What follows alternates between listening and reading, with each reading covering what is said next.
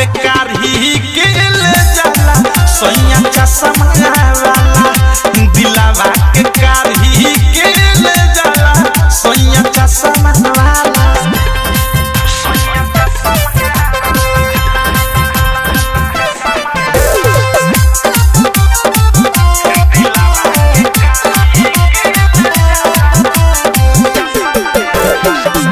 देह बाटे हाथा काठा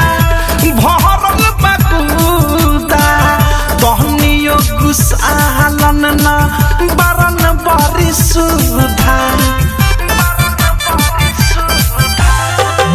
देह बाटे हाथा काठा भरल बकुदा तहनियो कुसालन न बरन बरी सुधा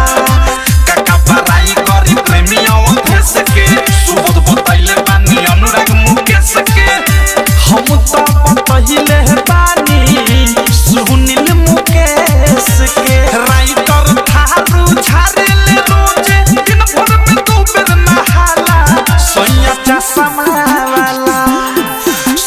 चश्मा वाला दिलावा के कारही के ले जाला सोया चश्मा वाला दिलावा के कारही के ले जाला सोया चश्मा वाला बाना ही मोछिया पारनी मोछिया किसे अपना लिया धक्काला सोया चश्मा वाला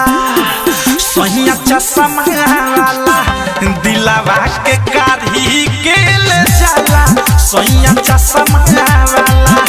दिलावा के कारही के ले जाला सोया चश्मा वाला। RCM Recording Studio, Delhi।